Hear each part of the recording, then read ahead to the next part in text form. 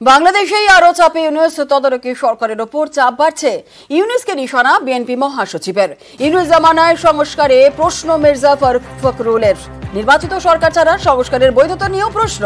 আগেই নির্বাচিত সরকার দাবি আওয়ামী লীগের।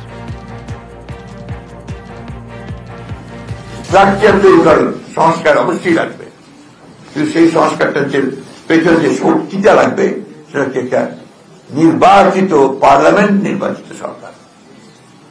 এটা ছাড়া সংস্কারকে কখনো আপনার লেজিটিমেসি দিতে পারবো না আমরা।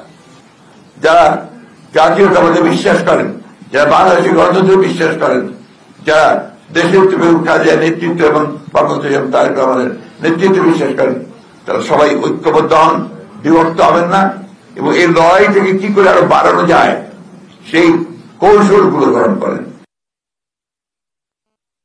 দেশ আর চীনের কাছে নত জানো বাংলাদেশ।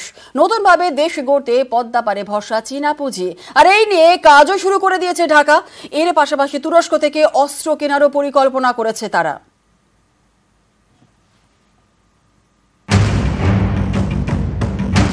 উত্তাল বাংলাদেশ, দেশ জুড়ে অস্থিরতা, মূল্যবৃদ্ধি, বিভিন্ন শিল্প ধুঁকছে। চাপে ইউনূস সরকার, বাধ্য হয়ে নতজানু হতে হচ্ছে চীনের সামনে।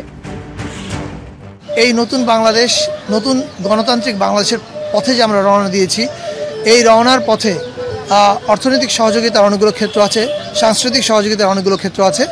সেই ক্ষেত্রগুলো আমরা অনেকগুলোই চিহ্নিত করেছি, আমরা কাজ করছি একসঙ্গে, এবং আমাদের ফরেন মিনিস্ট্রিও চাইনিজ ফরেন মিনিস্ট্রির সঙ্গে কাজ করছেন। সামনে এই সহযোগিতা আরও বাড়বে।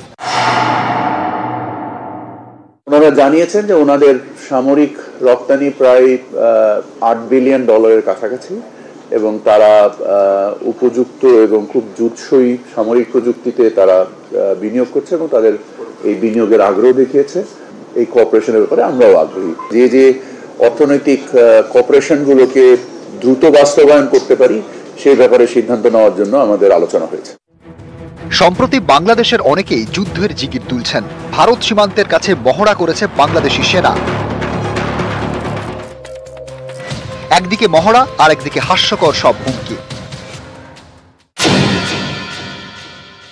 আমি বলে দিচ্ছি ভারতকে যে ট্রেনিং আমরা নিয়েছি, আমাদের ট্রেনিং, আমাদের দক্ষতা ভারতের চেয়ে অনেক বেশি। আমরা যদি একবার সাহস করে আমার দেশকে যুদ্ধ করবে, আমরা বলে দিচ্ছি 4 দিনের মধ্যে আমরা কলকাতা দখল করে নেব।